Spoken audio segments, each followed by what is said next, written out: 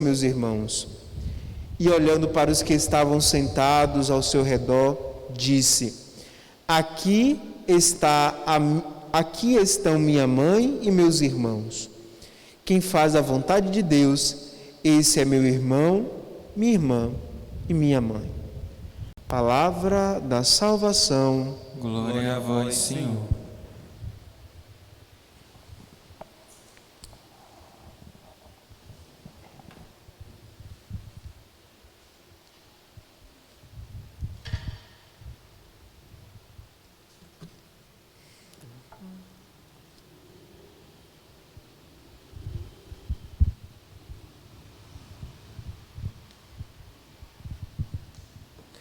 Caríssimos irmãos e irmãs, nesse 10º domingo do tempo comum, e nós estamos agora retomando o tempo comum, quer dizer, na verdade retomávamos desde a semana passada.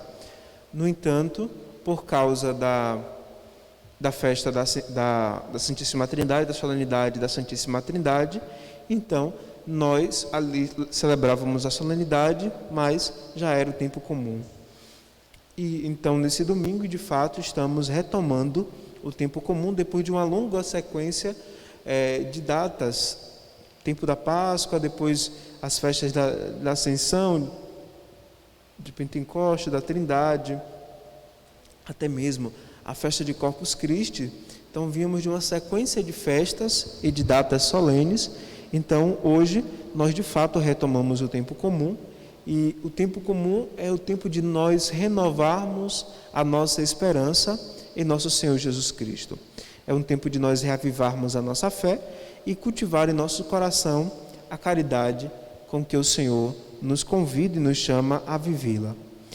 E dentro desse domingo do tempo comum, do 10º domingo, a liturgia nos aponta para uma série de fatores ou para uma série de realidades que nos circundam. E é bom lembrar também que a gente celebra esse domingo dentro, ou melhor, com as nossas igrejas ainda fechadas, devido ao decreto municipal, onde prevê nesse decreto, ou de alguma forma ordena no decreto, o fechamento de algumas, a limitação do tempo, né? E alguns fechamentos de alguns espaços, inclusive a igreja, pois também ela concentra em si uma participação de fiéis, né, no espaço. Então também fecha. E é dentro desse contexto todo que nós então celebramos esse 10º domingo do tempo comum. Um tempo em que, como eu dizia, é um tempo de renovarmos a esperança. E aí nós olhamos para a liturgia a partir do livro do Gênesis, quando nós ouvimos a narrativa, já do capítulo 3 do livro do Gênesis, poderíamos dizer, do pecado de Adão e Eva, né? Da atitude de Adão e Eva, que ambos comem da árvore do conhecimento, né? Provam daquela árvore então que o Senhor tinha lhes ordenados a não provar. Eles tinham a possibilidade do jardim, e neste jardim tinham todas as árvores, com exceção desta que lhe era privada por uma ordem divina, por um mandamento divino. E eles, arbitrariamente, por intuição do mal, eles então provam desta árvore. E aqui nós começamos a olhar a figura do mal como essa força, poderíamos dizer, que o objetivo primeiro é interferir nos planos divinos, nos planos da salvação, que pode de alguma forma nos privar do convívio com a salvação. E vejam que a primeira atitude de Adão e Eva diante daquele ato de desobediência é então se dar conta de que eles estavam nus. Essa é a primeira figura, porque Deus vai à procura de Adão e Eva. É isso que narra para nós a primeira leitura. Deus vai em busca de Adão e Eva. E nesta busca, eles então se escondem de Deus, né? Eles se privam de Deus. De igual maneira, nós poderíamos pensar então que Deus, desde o início da criação, Deus era presente na vida daqueles dois, né? A relação era tão próxima, era uma relação de presença, que então Deus caminhava na vida deles, caminhava naquele jardim, caminhava junto com Adão e com Eva. E quando eles se encontram diante do pecado, o primeiro gesto é se esconder. é se esconder. E vejam, se nós fizéssemos agora uma analogia às nossas crianças, a nós quando criança, ou às nossas crianças hoje, quando a criança pratica algum caso, alguma coisa errada, que ela tem consciência de que é errado, a primeira coisa é tentar se esconder de seus pais, fugir da presença de seu pai e de sua mãe. Este é o ato da criança hoje, e começou ali então com Adão e Eva. Eles fogem da presença de Deus, e Deus vai à procura deles. E vejam, que diante da situação em que eles dizem, nós estamos nus, a vergonha, né? Primeiro, Adão e Eva, Adão prova da solidão.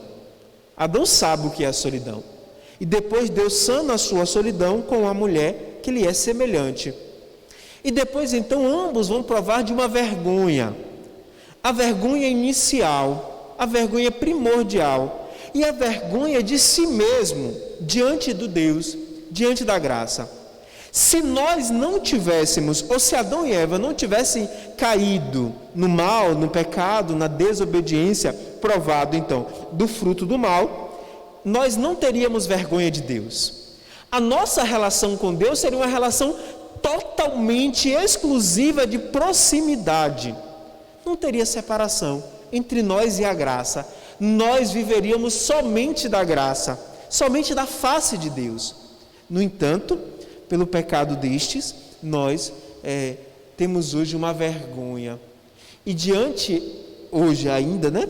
Mesmo depois de sermos batizados por causa da concupiscência, essa inclinação para o pecado, quando nós praticamos alguma coisa que nossa consciência nos acusa, e nós afirmamos, olha, fiz alguma coisa que é contrária à lei do Senhor. A nossa primeira atitude hoje ainda é a mesma de Adão e Eva. É fugir de Deus, é ter vergonha de Deus, é dizer, não, Deus, eu não sou digno de Deus, eu não sou digno, justamente por isso, por causa deste pecado. Mas é bonito perceber que, diante dessa atitude, o Senhor veio em encontro. E nessa leitura ainda, já no finalzinho, um jogo, como nós poderíamos dizer, um jogo de empurra-purra, né? Não sabe quem é o culpado. Adão culpa Eva e Eva culpa a serpente. Ninguém teve a capacidade de assumir o erro, né? O seu próprio erro. Parece igualzinho os nossos tempos. Nada mudou daquele lá do início da criação até hoje, nada mudou. A culpa sempre será do outro. A dificuldade enorme de nós assumirmos as nossas limitações, assumirmos os nossos pecados. Estamos vendo aí, por exemplo, o debate em torno da vacina, né? De quem é a culpa de nós não termos recebido a vacina antes? Isso é um fato nacional, mas também os nossos pessoais. Quando nós cometemos alguma coisa, né, que sabemos que foi errado, a primeira atitude, talvez, de muitos é dizer, não, eu fiz isso porque o outro me impulsionou a fazer. Mesma coisa de Adão e Eva. O culpado de Adão não foi ele mesmo, o culpado do pecado foi Eva. Aí Eva vai dizer, não, a culpada não foi eu, a culpada foi a serpente que me enganou. E a serpente não tinha mais a quem culpar, ficou com a culpa também. Mas para dizer o seguinte, a nossa vida deve ser, então, precisamos assumir em nossas vidas a nossa responsabilidade, né? Aquilo que nos é próspero. E aí, então, na leitura, tomando um elemento teológico que abre, então, para o Evangelho, o Senhor vai dizer, porém, inimizade entre tu e a serpente. Ela vai te ferir o calcanhar e tu esmagará a serpente, a cabeça. Essa é a imagem teológica que abre, então, espaço para a leitura, para o Evangelho de hoje. Porque na narrativa do Evangelho que nós ouvimos, está aqui, leva-se em consideração 3 elementos. Primeiro, o Cristo que sai de casa. Esse é o primeiro fato, o Cristo que sai de casa. Então, por ele ser um jovem, sair de casa, ele é considerado como um louco. Essa é a primeira olhada da família, um fato muito comum, porque o mais jovem, embora Jesus Cristo fosse o único filho, mas o mais jovem nunca poderia sair de casa cedo, só depois dos irmãos mais velhos ou quando ele tivesse uma certa idade. E ele sai de casa jovem para anunciar o evangelho, por isso ele é tido como um louco, como um blasfemo, como alguém que não deve ser amarrado. Veja que é isso que até narra para nós o evangelho, né? Os seus primos, pai e mãe, vão tentar pegar Jesus, né? Vão tentar agarrá-lo para trazer para casa. Diz o evangelho assim mesmo: quando souberam disso, os parentes de Jesus saíram para agarrá-lo, porque tinham Jesus como um louco. Ele enlouqueceu, só pode ter enlouquecido esse menino para sair de casa, para fazer o que ele está fazendo. Ainda criando certo alvoroço, né? No meio, na sinagoga, ali onde estava pregando o evangelho no meio do povo, criando uma verdadeira balbúrdia, poderia assim dizer, no seu tempo, entre os seus. E aí a primeira imagem é essa. Depois, uma outra questão que surge é a imagem do mal, porque as pessoas começam a dizer que Jesus Cristo faz tudo aquilo ali em nome e na pessoa do mal. Ele está possuído por o mal, por isso ele cura, por isso ele liberta. Aqueles que estão no tempo de Jesus Cristo não conseguem notar e perceber que a ação do Senhor é a ação do céu. Ele é o enviado e o seu próprio nome nos diz isso. Ele salva. Ele veio para salvar, ele não veio para condenar, como então os seus diziam. Ele não veio para condenar. Desse modo, então, Jesus Cristo é tido então como um possuído pelo demônio, por Beelzebul. E a outra coisa então que aparece é a figura de Maria nesse evangelho também. A figura da mulher, da nova Eva, agora não Eva, mas Ave Maria, né? Eva de trás para frente aí. Então, a nova Eva, ela é a imagem daquela que vai trazer para nós o libertador, aquele que pode pisar a serpente. Ao longo dos séculos, nós dizíamos que Nossa Senhora é quem esmaga a cabeça da serpente, né? E até mesmo surgiu cantos aí, até hoje surge, né? Maria passa na frente, pisa na cabeça da serpente, coisas desse tipo. E já compreendemos isso, eu acho que já está bem claro para nós, que Maria, aquela sim, ela tem uma certa autoridade sobre o mal, mas aquele que esmaga o mal, que pisa na cabeça do mal, é nosso Senhor Jesus Cristo. Ele, o descendente da mulher, é então quem pisa, esmaga e que dilacera o mal, quem destrói o mal. É nosso Senhor Jesus Cristo.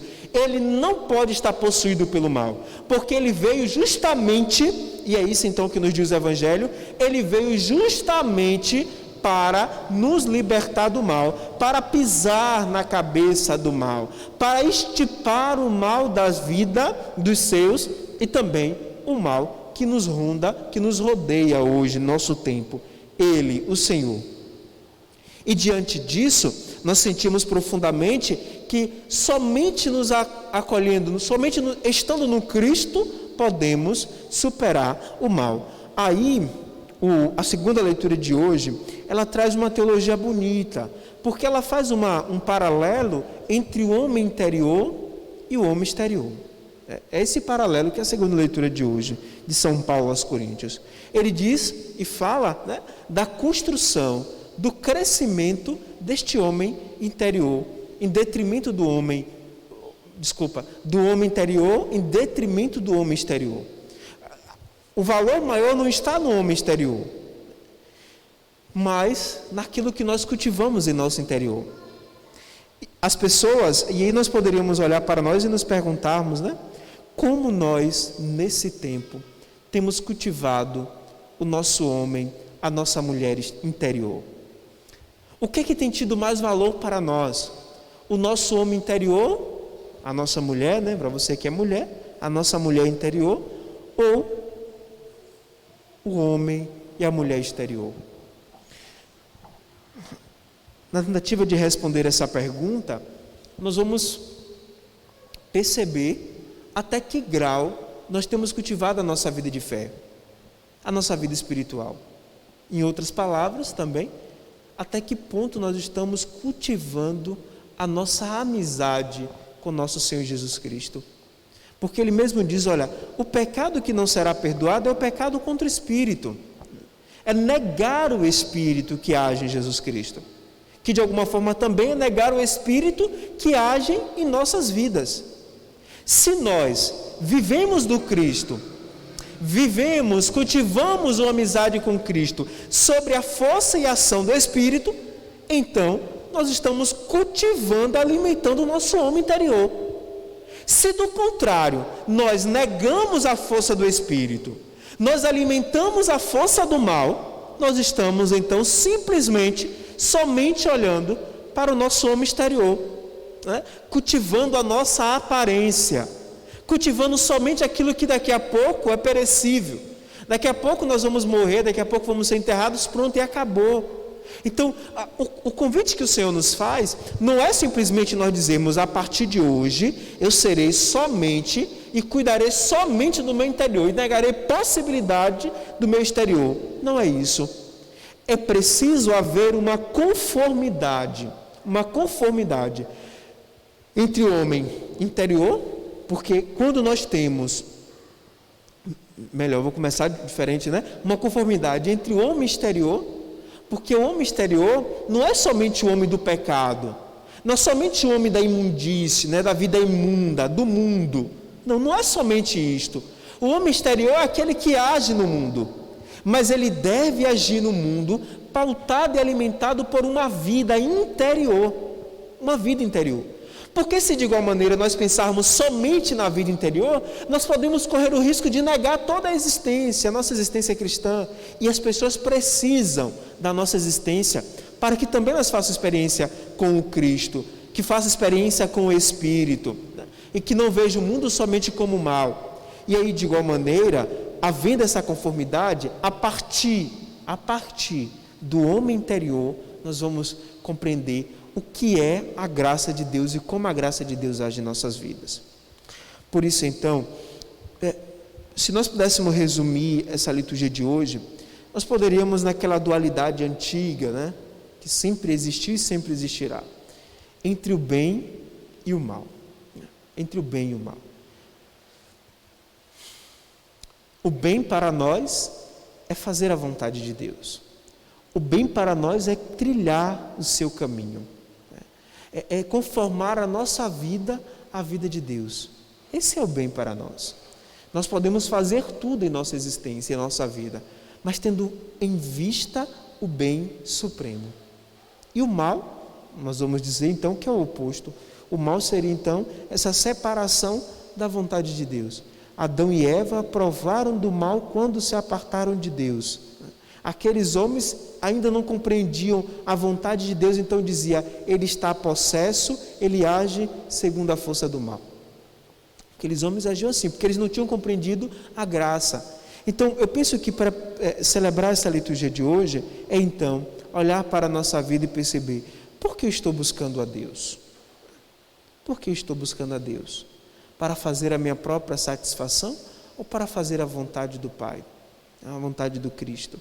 Então, que essa liturgia nos ajude para que profundamente, nós sejamos capazes de experimentar a graça do Pai que nos convida a uma vida e ao cultivo do homem interior que, pautado nele, somos capazes de transformar toda a nossa existência e a nossa vida.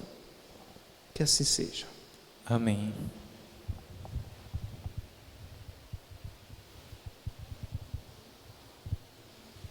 Professemos a fé rezando juntos.